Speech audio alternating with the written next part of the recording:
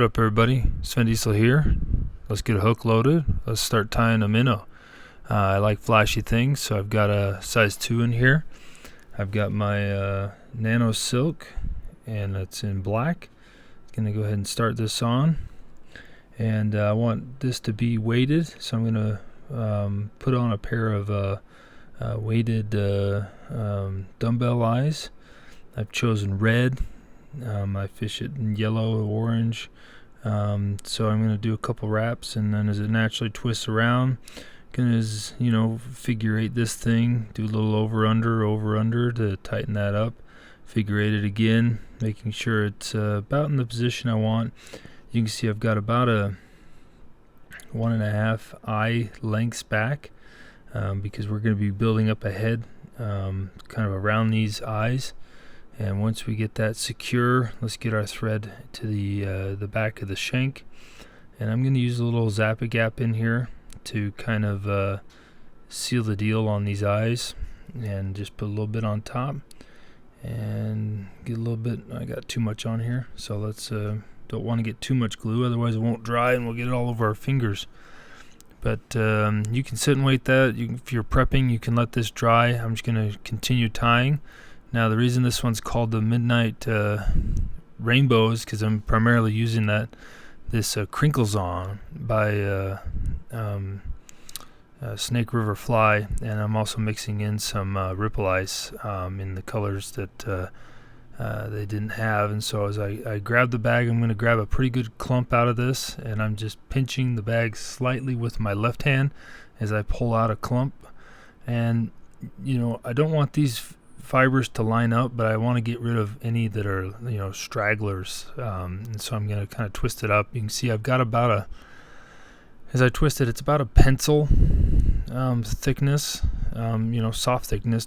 If you squeeze it too hard, of course it goes down further, but I'm going to do the 5/8 method. So I've got about 5/8 off the front, 3/8 off the back. I'm going to do a couple turns, and then I will pull the front back, and then use my thumb to kind of spread that out, keeping it somewhat on the top of the shank right now. And I'll go ahead and build up a little bit of a dam, securing those fibers in. And we're going to be tying in, with the length of this shank, probably 4 sections. And so you want to work your thread up to the next section.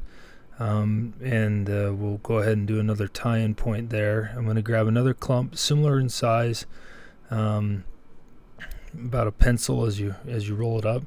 And as I roll it up, I just grab the stray fibers and put them back in the middle, and it kind of has a natural taper this way.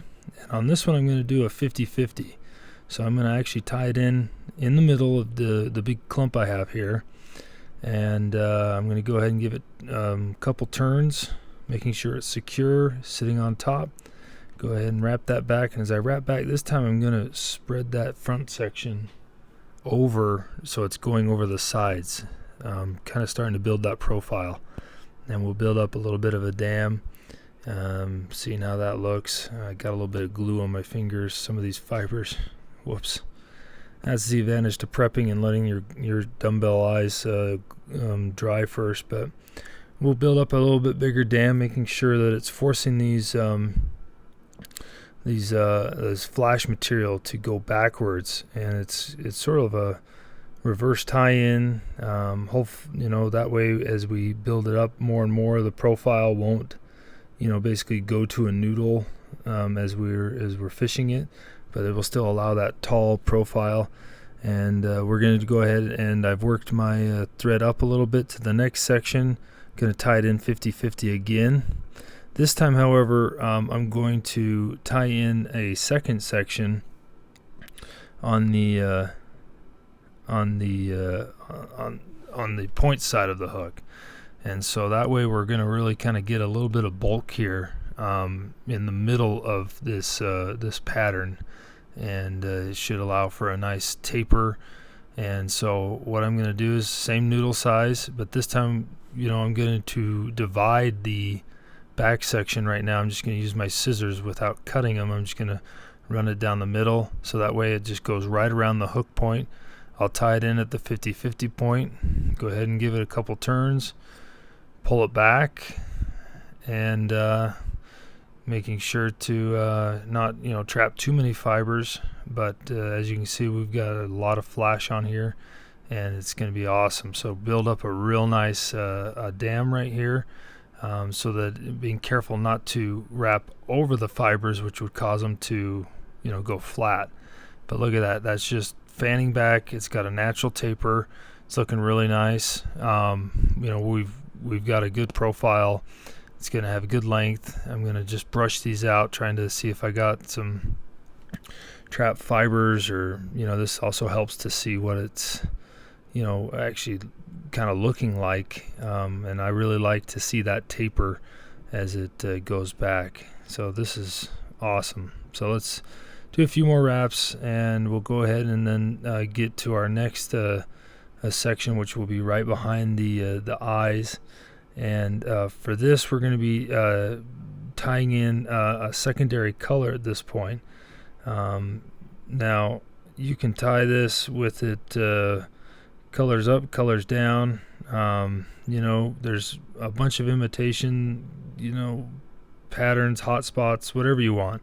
I'm going to tie in some first the top section, and you can see I basically folded them in half, and now we're getting into the reverse tie. So I'm going to basically tie a little section back, fan them out, and then we're going to eventually fold that back over. But on the other side, I'm going to tie in a contrasting color. I've got here a goldish color, yellow, not quite chartreuse or anything like that, a fluoro yellow maybe. And we'll do the same thing. I basically folded the fibers in half, cut a little section off, and then we're going to reverse tie it in. And so that's looking really nice. And then we'll build up another dam here. And as I pull these back, I'm kind of keeping that yellow on the one side, keeping the midnight rainbow on the other side, and I'll build up a really nice dam, kind of incorporate into my eyes, and then I'll make sure I like how it looks. That looks really good. And we'll get the thread right in front of the eyes now. Now I want a couple different contrasting colors here, so I'm going to tie in a small section of copper. And for this, instead of cutting the once I folded this this flash material in half, I'm going to actually cut a section out. You saw it was about a ½ inch.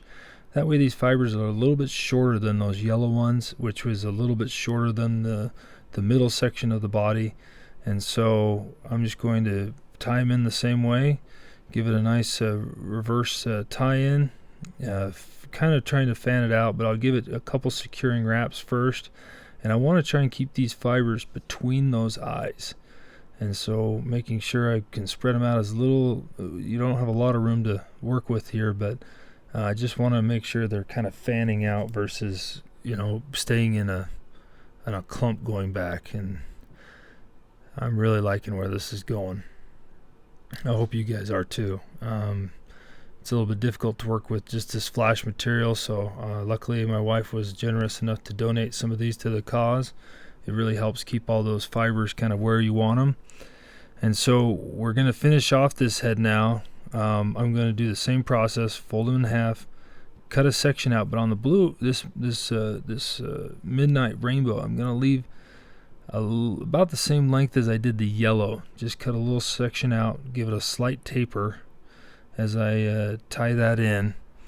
So I'm just going to lay that on, trying to keep it between the eyes, and go ahead and same process. I like where that is in the length. Give it a good snug pull on the thread, and that's going to turn into a real nice head. And now I'm going to add another contrasting color, a red. Now on this, I want the red to be really like a hint of red. And so I'm going to cut a good section of that out. So basically these the ice fibers are folded in half, and then I almost cut it in half again. So these aren't going to be very long, and so I'm going to not have a lot of material to work with, and I want it to be a little bit of material, smaller than, this is probably the smallest clump I've had yet. And just right there, right in between the dumbbell and we're gonna reverse tie that in, and that is going to be our finished fly here. And I'll go ahead and secure that with a couple wraps in front. And this is where these hair clips really, well, you want to make sure. I'm trying to separate these colors, and it looks like the red, I got a couple stragglers that wanted to go up in there, so I'm going to pick them out. This is where the OCD-ness comes out. It shouldn't matter too much, but to me it does. So we're going to go ahead and use our hair clip again and pick out this one little red. It's really bothering me. There we go. I'm sure you guys see a lot of other imperfections with this, but that's the one that bothered me the most. So I'll go ahead and use this hair clip, get all those fibers trapped back. It allows it to be a lot easier to tie this off. Build up a little bit of a dam. I'm going to use a little bit of resin to build this head, so I don't really need to get a lot of thread in the front. So we'll do a double whip finish just to secure it all up, and then we'll go ahead and after the second whip finish I'll cut out my thread, making sure it's a good tight knot. I like it. It's looking good. And so now I have a chance to look at what we got here. Let's take a look. I'm really liking this. It's got a good color. I like the contrasting colors, and look at that profile. So I'm going to, instead of using like a thick resin, I'm just going to make sure I've got these fibers between the eyes, and I'm just going to use a really thin resin just to kind of secure everything in the front, making sure it soaks in. Now I don't want to like pull it tight back, but I want to have a little bit of a hump, and so I'm going to go ahead and loosen up this ice so it kind of creates the head. But it's not really, I don't know, it's not like a fully encapsulated, thick resin head. Those it's just mainly just kind of training those fibers where to go. And you could leave it as is. You don't have to do this, but I just, want it to look pretty and keep those fibers in between the eyes so that they're not flowing over them or anything. So just give that a little cure. I'm going to cure this up a little bit after the video, but let's go ahead and I really like how this turned out. I want to let's just brush it out a little bit. It's always a good idea to do. This comb, I think it's a lice comb. I can't remember. I picked it up out of a company out of Florida. It's really nice for picking out fibers in ice and dub brushes and other stuff. This is perfect. And so I'm going to just try to separate those fibers so to help eliminate any sort of wrapping up on the point of the hook. But man, that looks good. So this is just a bunch of flash. It's nice to baitfish mimic. It's got a good profile. With the reverse tying in, it's not going to thin out as it's being stripped in. It's got some hot spots. Yeah, this is going to ride nice. This one's going to ride point up, but you can also tie it point down. Flip-flop your hot spots, flip-flop whatever. So good luck.